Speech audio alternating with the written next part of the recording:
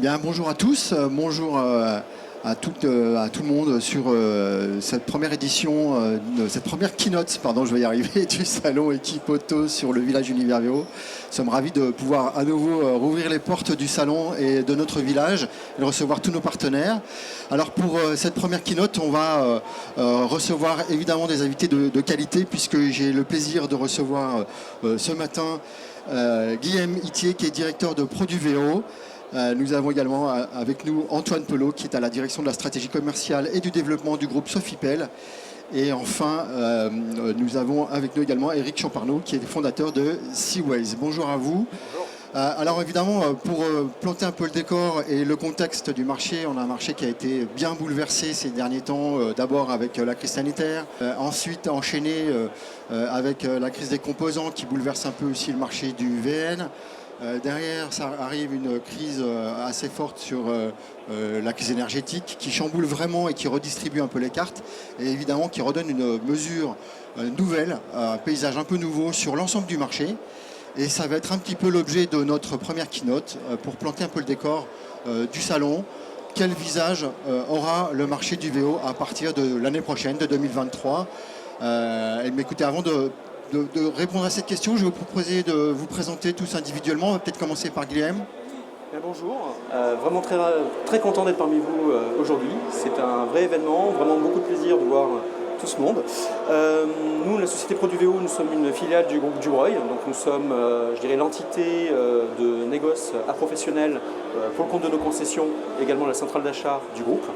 Donc l'année dernière, nous avons fait un peu plus de 9000 véhicules. Nous avons pratiquement 800 clients pro l'année dernière qui ont été nos partenaires.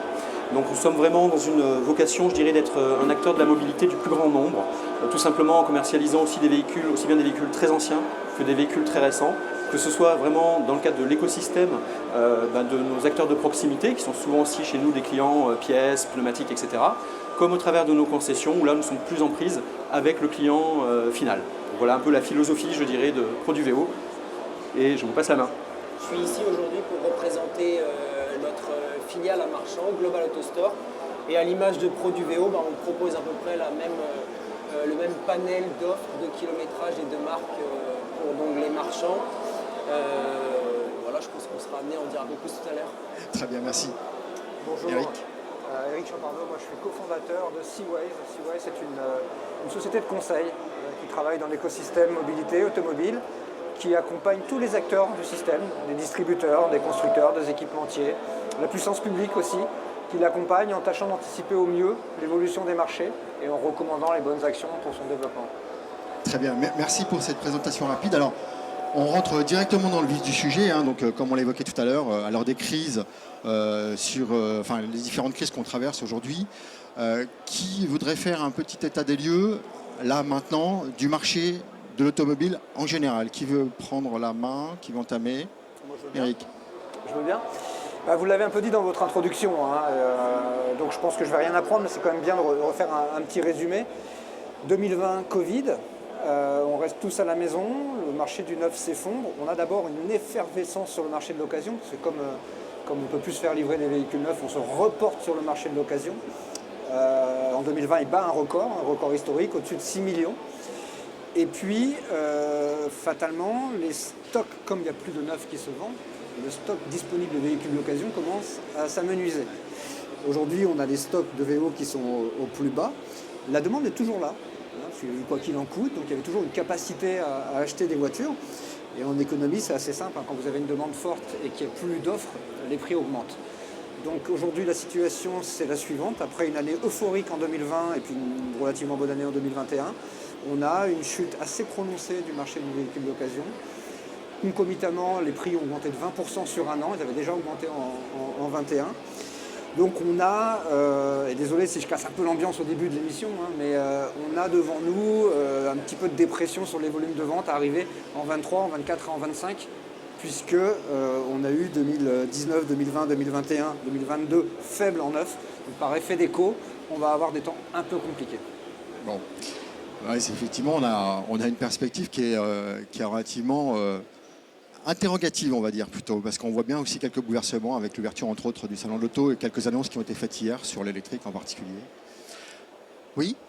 En complément? Non, c'est ce qu'on observe aussi nous sur le terrain et dans la distribution, où on a eu des volumes à particulier, donc client final qui était effectivement d'un dynamisme fou en 2020, notamment à la réouverture. 2021, c'était relativement résilient, bien qu'il y ait eu des confinements. Et ça a commencé fin 2021 et toute l'année 2022, vous me confirmerez Guillaume, ou vous m'affirmerez tout ça, mais on a commencé à avoir vraiment une chute de la demande à notre niveau. Je pense que les prix, sur le particulier encore, les prix étaient trop forts.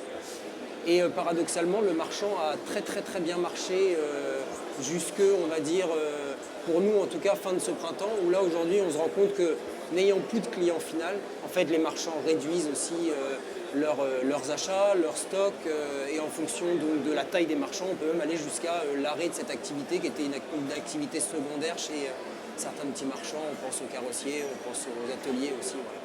Donc ça rebat un peu les cartes. Une lecture qui est compliquée, Guilhem. Pour rejoindre ce que disait Antoine, effectivement, au niveau de l'activité marchande, parce que c'est vrai que nous on a ces deux casquettes, l'activité remarketing de nos concessions et celle que l'on peut avoir en tant que centrale d'achat. Au niveau de nos concessions, clairement, la pénurie sur le VN s'est traduite aussi derrière par une baisse des livraisons VN de nos concessions, parce qu'actuellement, à l'échelle du groupe, c'est plus de 9000 VN qu'on n'a pas encore livré à nos clients. Donc mécaniquement, beaucoup moins de reprises. Et c'est vrai que sur cette année 2022, nous travaillons vraiment beaucoup en proximité avec nos marchands. J'ai demandé à mon équipe commerciale d'être vraiment dans cette relation de partenariat et d'essayer vraiment de préserver au maximum les acteurs avec lesquels on travaille. Donc c'est vrai qu'on a fait rentrer peu de clients par rapport à d'autres années, tout simplement parce qu'on essaie aussi au maximum de préserver notre écosystème local, tout simplement parce qu'effectivement, il n'y a plus assez de voitures. Et donc, quand on se retrouve d'un côté avec des vélos, effectivement, l'activité marchand fonctionne très bien. La renta, si on prend en volume, ça a vraiment baissé. En valeur, c'est exceptionnel parce que les VO sont devenus de plus en plus chers. Mais en parallèle, avec potentiellement des engagements de reprise qui avaient été signés il y a 3 ans, 4 ans au niveau des sociétés, qui étaient globalement relativement bas par rapport à un VO qui effectivement a pris 20 ou 21% selon les chiffres. Donc c'est vrai que ça s'est traduit par finalement moins de voitures sur le parc, mais avec à isopérimètre en termes de valeur, mais pas la même chose en termes de volume. Et c'est vrai qu'aujourd'hui, on assiste maintenant plutôt à du picking. C'est-à-dire qu'en fait, on est plutôt dans une logique de j'achète le VO parce que j'ai déjà prévendu, ou bien il y a eu 2 clients cette semaine qui m'ont demandé ça dans cette couleur-là, finalement je vais la prendre en stock. Mais prendre le risque de porter un stock, quand on est en train de vous dire que les taux sont en train de monter, donc finalement la valeur de votre stock va devenir de plus en plus complexe, ça freine. Ça freine. Et c'est vrai que mon sentiment aujourd'hui, c'est qu'on est clairement beaucoup plus dans la tactique que dans la stratégie, dans la façon de travailler. On n'est plus en mesure d'avoir une vision stratégique à long terme dans un marché qui finalement change quasiment tous les mois. Les outils de pricing, typiquement, sincèrement, je m'en sers plus. Avoir la météo d'il y a 3 mois, ça ne m'intéresse pas. Je ouvre la fenêtre si je veux la météo du jour. Et c'est vrai que dans ce quotidien, sincèrement, sur une dimension sourcing, c'est devenu excessivement compliqué d'arriver à se positionner. Il faut se dire, j'achète des VO récents en anticipant des augmentations de tarifs des constructeurs pour se dire, là j'achète à un prix qui est un peu élevé mais qui devrait être bon parce que le tarif VN allant augmenter et la faiblesse de l'offre VN va faire que je vais pouvoir vendre mes véhicules dans de bonnes conditions. Mais ça demande, c'est un jeu de poker, sincèrement. Il faut une trésor. Oui, c'est ça. En fait, ce que je comprends, c'est que tout ce qui s'est passé là, sur l'enchaînement de ces crises a complètement bouleversé, je n'allais même pas dire redistribuer, mais vraiment bouleversé les indicateurs, bouleversé les perspectives, déjà les résultats, même, on peut dire, les comportements des consommateurs face à un marché qui est de moins en moins lisible et visible et projectif, c'est ça. Mais alors du coup, dans ce contexte, quels sont pour vous les éléments qui vont marquer au moins l'année 2023 et peut-être les années à venir sur le marché du VO? Comment ça va se passer selon vous? Alors, je vous pose la question, sachant qu'on vient de se dire qu'on était dans le brouillard le plus complet, mais j'imagine quand même que malgré tout, il faut quand même construire des perspectives, essayer d'imaginer un avenir avec régulièrement des annonces qui bouleversent aussi ou qui redistribuent un peu les cartes ou qui changent un peu. Mais vous, comment vous voyez un petit peu tout ça? Peut-être commencer par Eric. Quand il y a beaucoup d'incertitudes comme ça, j'ai envie de dire, c'est précisément le moment où il faut se poser les questions, faire l'effort au moins intellectuel de se projeter. Alors, je comprends, monsieur, il faut gérer aux tactiques, mais il faut porter le regard un peu plus loin. Moi, je vois trois gros changements. Le premier, alors désolé, je ne vais pas faire de happening écologique, mais la crise climatique. Alors mine de rien, ça peut vous sembler loin, mais quand on dit crise climatique, on dit réglementation. Quand on dit réglementation, on dit véhicule électrique. On disait des feux.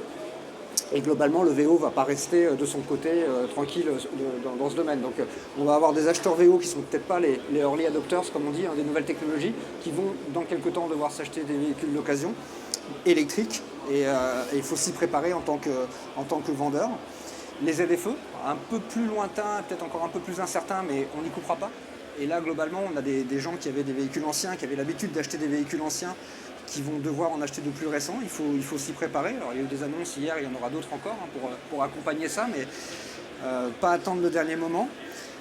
Deuxième dimension, justement, qui peut permettre de lisser ces chocs, parce que ça va être des chocs inflationnistes, ça. Les prix ne vont pas redescendre, faut pas rêver dessus. C'est le leasing. Le leasing qui fait plus de la moitié maintenant des ventes de véhicules neufs. Un ménage sur deux achète, ou plutôt loue son véhicule. Les taux augmentent, l'usure va venir concerner le taux d'usure, la LOA, donc ça va se transformer en LLD. Et on commence à voir de façon assez sensible sur les véhicules d'occasion récents le taux de leasing qui augmente. Et ça, c'est à la fois une bonne et une mauvaise nouvelle. Une bonne nouvelle parce que ça permet de lisser les prix, une bonne nouvelle parce que ça augmente le taux de fidélisation, mais ça rend la conquête plus compliquée. Et surtout, c'est une super usine à sourcing de VO, donc quand vous partez en leasing. Sauf si, et c'est le troisième point des grandes ruptures qu'on attend, sauf si on a perdu la main, les leviers, la liberté de gérer des données clients, de gérer les prix, de faire son marketing. Et là, je pense à l'évolution sur les contrats. Si on a un distributeur et qu'on est transformé en agent, le constructeur fera le leasing du véhicule neuf, il enchaînera avec le leasing deuxième vie, troisième vie du véhicule, et ça deviendra plus compliqué pour les distributeurs. Voici les ruptures, à mon sens, des 3, 4, 5 prochaines années. D'accord, donc plutôt une orientation sur... en fait, c'est une transformation du financement d'un type de véhicule et le type de véhicule lui-même, quoi, lié un peu le produit et la mise en marché. Ok, d'accord. Antoine ? Écoutez, c'est ce qu'on observe. On dit un peu ce que disait Eric, qu'on va de moins en moins, on va de plus en plus vers l'usage versus la propriété. Et donc pour nous, dans le cadre du remarketing, c'est quelque chose qu'on voit, c'est des véhicules qui appartiennent dans un premier temps soit aux loueurs, soit aux constructeurs eux-mêmes. Et donc après, ils peuvent les redistribuer dans les réseaux qu'ils décident de privilégier, que ce soit les réseaux de concessionnaires, que ce soit pour même de la relocation dans le cadre de la LLD en ce moment, qui remettent en location des véhicules de seconde main, des véhicules qu'on touchait initialement. Quand on voit les volumes on sait que le véhicule d'occasion, c'est ni plus ni moins qu'un ancien véhicule neuf.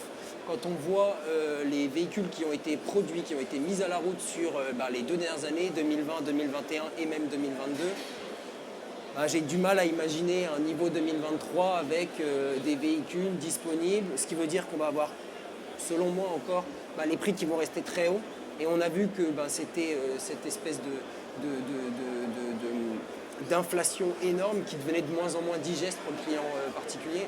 Et comme tu disais Eric, c'est une question d'offre et de demande, donc ça devient un peu restrictif là, en ce moment. Oui, complètement. Puis ça fait un peu la une des journaux, donc forcément ça fait un peu parler. Ouais. Ouais, ça aide pas, ça met pas en confiance le client. Et puis après, il y a toutes les questions, les motorisations, les ZFE. Voilà, c'est un peu, il y a un bouleversement technologique, il y a un bouleversement social, sociétal. Et puis maintenant, il y a un climat macroéconomique qui inspire pas la confiance. C'est joyeux notre discussion ce matin. Je crois qu'on n'a jamais eu autant d'effets externes incontrôlés ou imprévisibles qui viennent chambouler ce marché, pas que celui-ci, mais en partie. Exogène très compliqué à gérer pour nous, distributeurs en tout cas. J'imagine difficile à lire aussi pour les gens dans le conseil. Le développement des formes de financement va être un marqueur fort, va continuer. C'est vraiment la seule façon finalement d'arriver à financer un véhicule qui va être de plus en plus cher.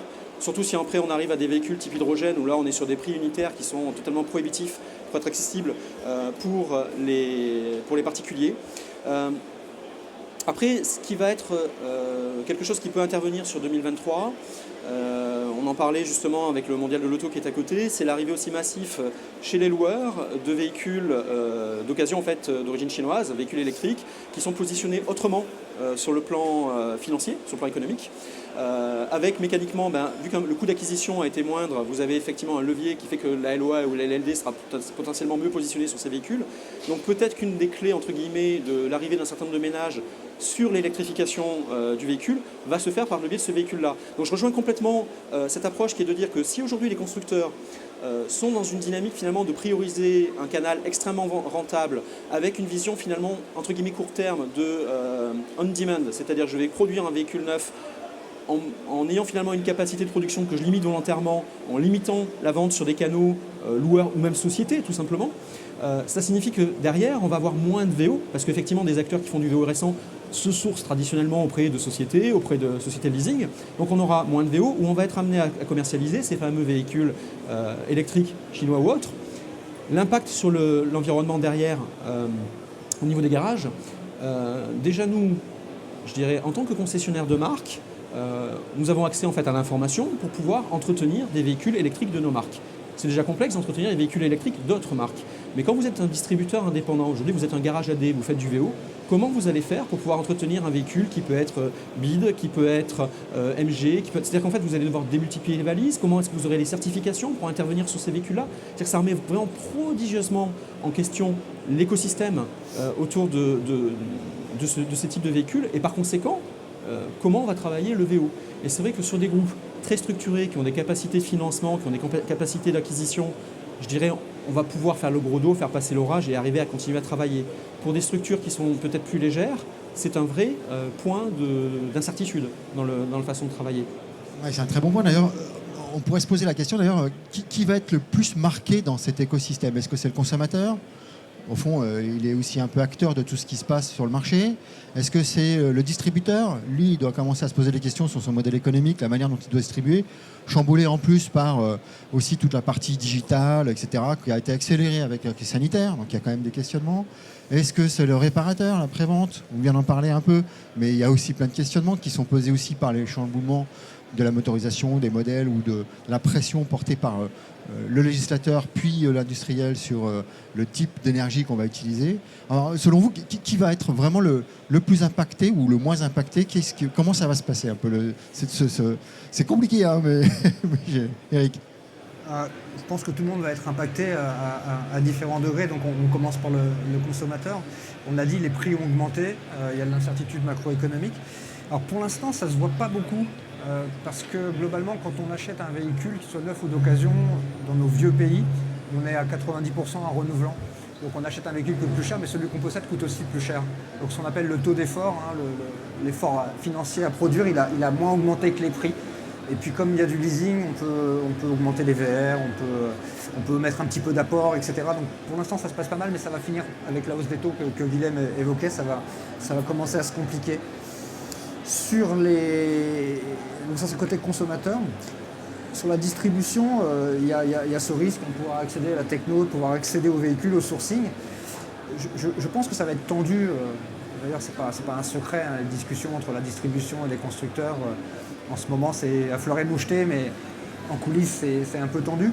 Je suis à court terme un peu inquiet parce qu'il y a des contrats à re-signer, certains d'entre eux ne seront pas re-signés, etc. Mais je suis plutôt serein à moyen terme parce que le digital, oui, bien sûr, et ça, vous l'avez dit pendant le Covid, beaucoup augmenté, mais toutes nos enquêtes là récemment montrent un retour en concession.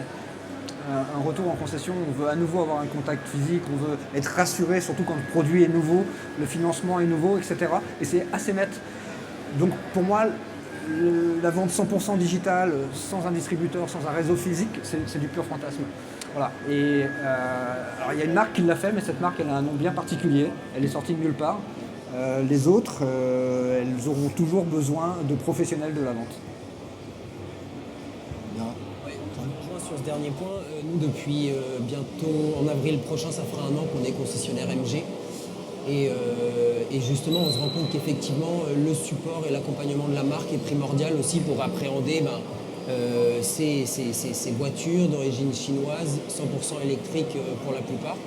Et donc, effectivement, je pense que le client final aura encore plus besoin de la notion de conseil, la notion de proximité avec le réseau. Si on regarde les frasques des pure players de ces derniers mois, Je ne suis pas en train de dire qu'il ne faut pas évoluer vers une forme de digitalisation. D'ailleurs, nous, on a un gros projet au niveau du groupe pour le particulier qui se veut vraiment très digital, mais on se veut figital. C'est-à-dire qu'on ne veut pas se couper, on ne veut pas aller simplement en ligne. Et puis alors souvent le en ligne, le rationnel derrière tout ça, c'était de se dire on écrase les charges fixes et donc du coup on propose du prix. Dans l'automobile, transport de voiture c'est très cher, un reconditionnement de qualité c'est très cher. Quand on ne voit pas le client, c'est encore plus dur de lui expliquer qu'un véhicule d'occasion n'est pas un véhicule neuf, qu'il a donc des défauts. Et donc finalement on se rend compte que c'est peut-être plus onéreux de vendre en ligne. Et on l'a vu, les business models n'ont pas tenu avec le début de la crise chez, on ne va pas les nommer, mais voilà, chez les pure players qui arrivaient avec beaucoup d'ambition. Pour les historiques pure players, on voit que c'est compliqué aussi aujourd'hui, que la rentabilité n'est pas là. Et donc le client viendra toujours nous voir, je pense qu'il sera toujours conseillé, qui plus est sur l'occasion. Et puis qui sera le plus impacté sur cette année à venir.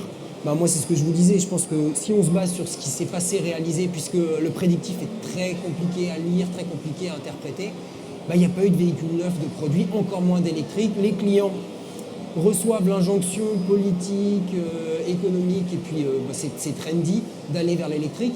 Par contre, l'électrique ne correspond pas à tous les usages quand on est loin des grandes villes. Et puis, elle est très très chère. Et aujourd'hui, même, c'est des véhicules qui ne restent pas en France. Ceux qu'on peut avoir, ils sont achetés pour l'export, les pays nordiques notamment. Donc, dans un premier temps, je pense que le consommateur va être un peu handicapé dans les mois et années à venir. Ouais. Sous-entendu, lui-même va avoir des preuves de choix, c'est ça en fait. Des preuves de choix ou de positionnement sur son propre choix. Oui, de choix, de prix. On se rend compte qu'ils sont perdus. Nous, on a cette double casquette qui est le B2C et le B2B. C'est hyper pratique quand on aborde le B2B de se baser un peu sur les remontées terrain du B2C. Et on se rend compte, les clients viennent, avant on faisait ce qu'on appelle du one-shot. C'est-à-dire que le client venait, il trouvait le bon prix, il avait le véhicule qui lui plaisait, hop, emballé, c'était pesé, c'était vendu. Aujourd'hui, c'est des clients qu'on revoit 2 fois, 3 fois, 4 fois, un des 6, c'est un cycle de vie qui dure 6 mois. Enfin, c'est vraiment, on rebat un peu tous les piliers, les fondamentaux sur lesquels on se basait, nous, et sur lesquels ça fait 35 ans qu'on est sur le véhicule reconditionné. Voilà, donc, à mon avis, le client particulier sera un peu perdu. Impacté. Ouais. Ce que disaient Eric et Antoine, les impacts vont être différents en fait, selon les strates évoquées. Côté automobiliste, on va rester sur un VO cher, c'est durable, c'est une tendance de fond, parce que de toute façon, il y a une faiblesse de l'offre qui a cet impact-là. On a aussi des coûts de réparation qui sont plus élevés, du fait en fait tout simplement de la hausse des pièces, de la hausse des salaires aussi, parce que vous prenez aujourd'hui, je vais prendre l'exemple de la Vendée, parce que je le connais bien, parce que géographiquement je suis là-bas, quand on cherche à recruter un carrossier pour un de nos centres de prépa, en fait pour trouver une personne, il y a déjà 27 offres sur le secteur de la Vendée. C'est extrêmement difficile aujourd'hui de recruter un carrossier ou un peintre, parce que depuis les années 80, on a dit qu'il fallait qu'on ait que des gens qui soient bacheliers. Conclusion, aujourd'hui, un plombier, on a des difficultés à avoir, un carrossier, un peintre, etc., on a des difficultés à en avoir. Et quand vous avez moins de monde, potentiellement, vous êtes obligé d'augmenter les salaires. Alors c'est très bien, soyons très clairs, je suis pour que les gens soient bien payés, c'est pas le sujet, mais ça a un impact derrière sur le taux de main-d'œuvre qu'on peut avoir au niveau des ateliers. Avec des VO qui ont vieilli 2 ans de plus pendant le Covid, parce qu'on ne les a pas nécessairement remplacés. Donc il y a plus d'interventions à faire. Côté distributeur, je rejoins complètement ce qui a déjà été dit, notamment par Eric, il va vraiment falloir revoir la copie. Tout simplement parce qu'il y a un changement de contrat. Il y a un changement de contrat, il y a un changement de statut, il y a un changement de mode de rémunération, donc ça va vraiment changer les choses. Aujourd'hui, au niveau des points de vente, on a une population au niveau de la vente VN qui est très nombreuse, parfois même dans certaines structures trop nombreuses. Il y aura une question d'un bon de point si les personnes ne sont pas en capacité de vendre justement des produits périphériques et du financement, des solutions de vente. On va être un acteur de la mobilité, on ne va pas vendre un one-shot, une voiture. Cette activité-là, c'est-à-dire celui qui était vraiment, je dirais entre guillemets, un franc-tireur qui vendait prix d'achat, prix de vente, malheureusement, il ne restera pas dans l'automobile. Ça, malheureusement, c'est vraiment une tendance de fond. Au niveau de la partie web, l'arrivée, je dirais, de places de marché, alors qui peuvent être intégrées par les constructeurs, type Spoticar, qui peuvent être en partenariat, ce que va faire un Écart, est un élément qui va être aussi un marqueur fort, parce qu'en fait, aujourd'hui, nous sommes présents avec manouvellevoiture.com, qui fonctionne bien, qui permet vraiment d'avoir énormément de clients, de vente directe, de vente à domicile, de vente sur un point de vente, voilà. Mais on n'a pas les budgets com qui permettraient d'être le 20h avant de passer à la télé ou sponsor d'une grande équipe de foot. Donc quand on voit le coût d'acquisition aujourd'hui d'un lead, il est tellement prohibitif qu'on ne peut pas aller à ce niveau-là. Donc si on n'est pas présent finalement en tant que distributeur sur un certain nombre de places de marché pour démultiplier l'audience, ça va être compliqué. Après, nous, on a une approche assez, je dirais, digitale, parce que c'est un peu à la mode. C'est qu'en fait, depuis des années, en fait, au sein du groupe, on a actuellement entre 28 et 32% selon les mois des véhicules. C'est par exemple la concession du Mans qui veut un véhicule de La Rochelle. Parce qu'il y a un point qui est un marqueur aussi fort qui est en train d'arriver, c'est la démultiplication des centres de préparation. À partir du moment où vous avez un standard de préparation qui est uniformisé entre vos sites de vente, mécaniquement, vous allez travailler sur de la réassurance. On en parlait tout à l'heure. Ce qui fait que vous achetez sur un point de vente physique, c'est que la voiture, elle est là, vous la touchez, vous avez confiance. Ce qui fait que vous allez pouvoir l'acheter ou avoir une partie de la démarche en ligne, c'est que vous êtes rassuré par le vendeur, qui a une notoriété, qui a pignon sur rue, et par le fait que la promesse client, l'annonce, elle est là.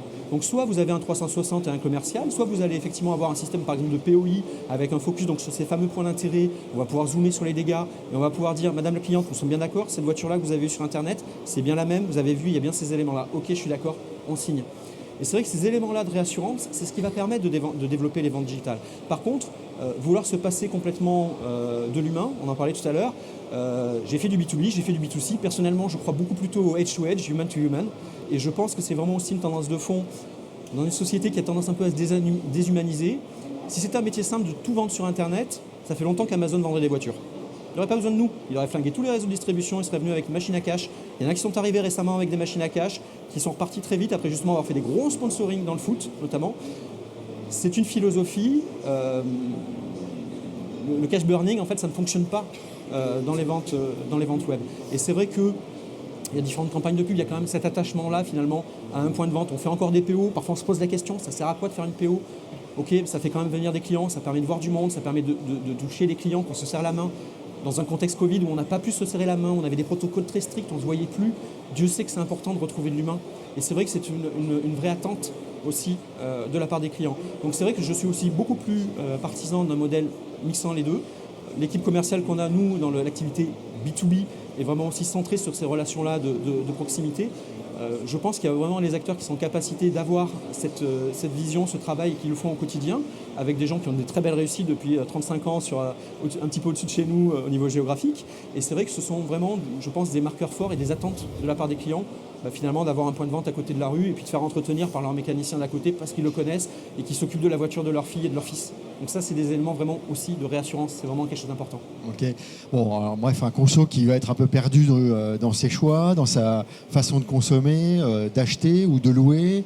Une distribution qui elle aussi donc associe physique et digital.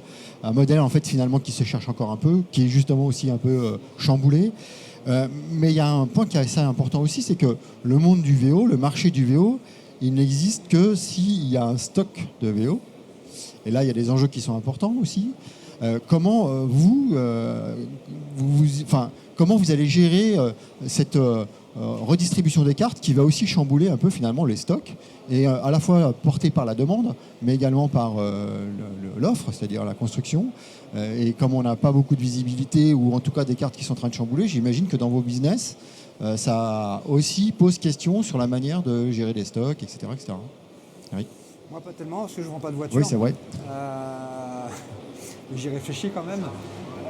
Globalement, la question des stocks, elle va fatalement, à moyen terme, je pense 2-3 ans, pas avant, tout de même un peu s'améliorer. La crise des approvisionnements qui a valu la chute du neuf, je fais très attention parce qu'on nous a pas mal baladé là-dessus. Elle serait en train de se résoudre. Il y a des capacités sur les semi-conducteurs qui ont été réinstallées, qui se réinstallent un peu partout. Donc on commence à pouvoir livrer, mais en même temps, c'est dans la logistique qu'on a maintenant des difficultés pour livrer les voitures. Mais bon, tôt ou tard, le marché du neuf va repartir, ne serait-ce que parce que les capacités de production, d'assemblage au niveau européen, elles n'ont pas diminué. Très très peu. Donc on entend souvent dire on a changé de paradigme, c'est la valeur plutôt que le volume. Attendez un peu, dans 2-3 ans, quand le plus dur de la crise macro sera passé et qu'il faudra à nouveau faire tourner les usines, vous verrez que les canaux tactiques reviendront, les lois courte durée, les véhicules de démonstration, tout ça, ça reviendra et ça régénérera du stock VO récent. C'est mon hypothèse centrale. Stock et puis appro du reste, Antoine. Ouais, pour nous, jusqu'à présent, c'était les objectifs commerciaux qui régissaient les appros.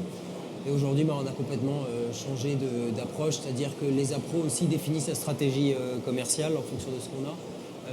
À l'inverse, nous, des concessionnaires, on était moins dans la reprise jusqu'à présent. La pénétration sur le financement aussi était bien moins forte sur le VO que sur le VN, notamment ce qui est complètement en train de se revoir là. Aujourd'hui, on finance allègrement plus d'un VO plus d'une vente sur deux. Donc ce qui fait que nous, on reste sur les circuits d'approvisionnement traditionnels, à savoir les loueurs longue durée, les constructeurs.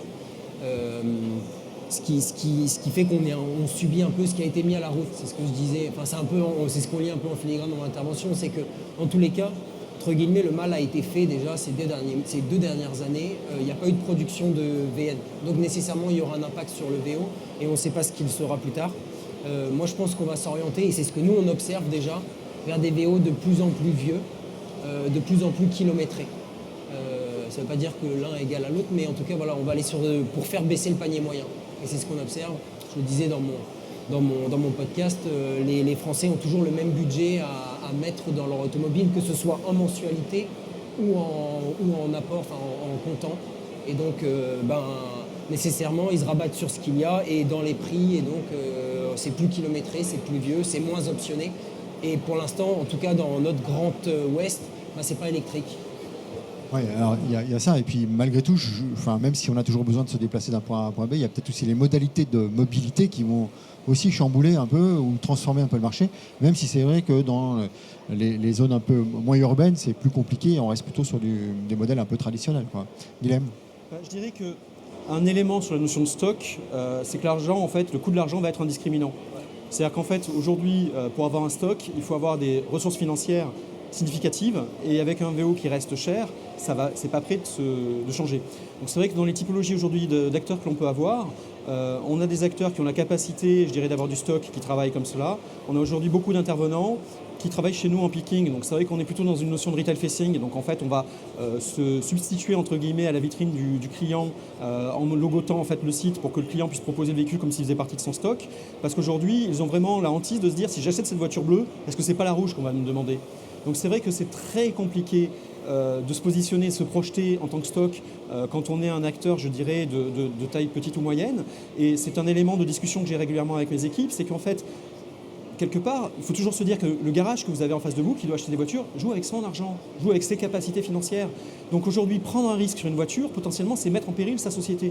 Donc il ne peut pas se permettre de prendre des risques. Donc c'est vrai que de ce côté-là, on se doit, je dirais, d'être partenaire et d'accompagner. Nous, on a la capacité, je dirais, à stocker. Ça signifie qu'effectivement, il y a la vision, j'en parlais tout à l'heure, de notion de tactique. La stratégie globale reste effectivement, de toute façon, de sourcer au bon moment.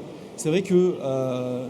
clairement, cet été, j'ai acheté massivement, en fait, entre, on va dire, avril et août, j'ai acheté massivement du VO, de manière à anticiper que sur cette fin d'année, on allait se retrouver avec les acteurs, loueurs et constructeurs qui mettent tout en enchère et en soumission à professionnels, donc des prix qui explosent.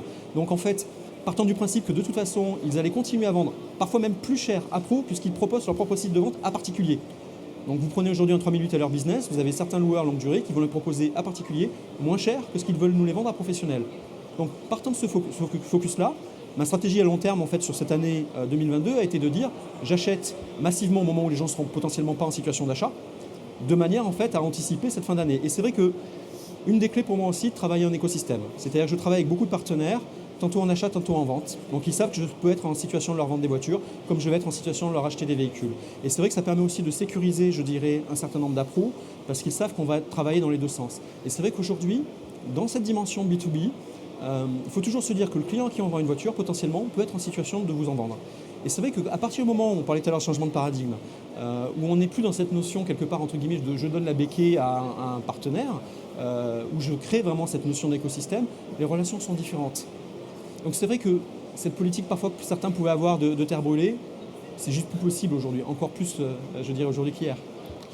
Bien, bon écoutez, c'est vachement riche tout ça, merci en tout cas infiniment. Est-ce que vous voulez faire chacun une petite conclusion qui résume globalement notre message, quel visage aura le marché VO à partir de 2023 ? Eric ? Question piège. D'abord, vous remercier pour l'invitation, pour cet échange. C'était vraiment intéressant de partager avec des décideurs et des acteurs du terrain. Non, on rentre dans un temps gros, un temps dur. Bon, je vais dire une banalité, hein, mais c'est dans ces moments-là qu'on invente des choses intéressantes. Et le conseil que je donne, c'est de ne pas rester focus sur le très très court terme et continuer, je sais que c'est difficile, à construire dans la durée en même temps. Merci. Antoine? Écoutez, les temps sont durs, je pense que c'est la conclusion un peu de cette première keynote. Effectivement, je te rejoins Guilhem, on est en tout cas sur nos business à nous et nos business models dans le B2B, je pense qu'on a un business model qui est très proche entre ProduVéo et Global Autostore. C'est vraiment cette logique d'être un partenaire des marchands, quelle que soit la taille. Nous, on ne fait pas de distinguo entre un groupe de concessionnaires du top 100 versus un petit MRA qui aurait une activité secondaire qui est la vente de véhicules d'occasion. Et c'est vraiment les accompagner dans le service, dans la fourniture de VO, bien acheter pour bien vendre et leur permettre de générer une marge, de vivre également. Les aider en portant un peu plus le stock aussi, effectivement. Donc, quand on est des groupes structurés, on a un recours et un accès aux capitaux qu'eux n'ont pas. Les stocks, pour info, ont pris 20%. Donc, je veux dire, en charge financière, c'est plus du tout la même chose. Les taux d'intérêt redeviennent positifs, deviennent de plus en plus importants. Voilà, donc c'est les accompagner et leur proposer du service autour de la fourniture de VO pour être un peu plus indispensable encore. Merci Antoine. Guilhem? Effectivement, pour certains, c'est pas simple parce qu'il faut changer de mentalité, il faut changer d'état d'esprit. À titre personnel, j'estime que c'est quand le temps est gros qu'on voit quel est le bon capitaine qui est à la barre.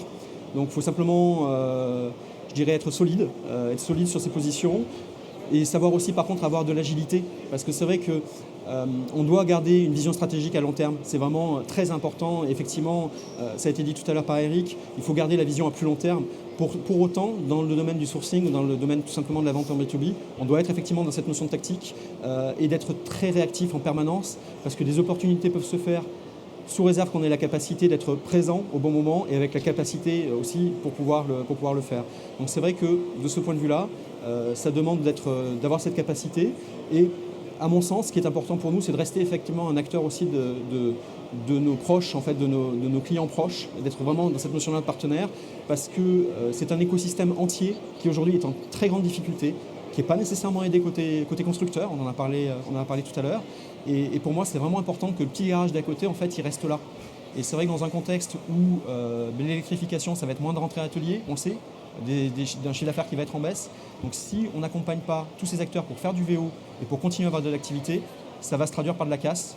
Et ça, clairement, c'est quelque chose qui n'est pas quelque chose d'acceptable pour moi. C'est vraiment rester au cœur de nos régions, en proximité, avec nos clients, avec nos partenaires. Bien, écoutez, merci infiniment, merci à vous trois, c'était vraiment passionnant. En tout cas, vous nous avez bien mis en route pour cette première keynote et pour cette première question. On peut vous retrouver sur l'ensemble du village Univers VO. Si vous voulez continuer à prolonger ces échanges, surtout n'hésitez pas. Et en tout cas, moi, en ce qui me concerne, je suis ravi de pouvoir ouvrir cette première session de keynote. On retrouve une deuxième keynote cet après-midi à 14h.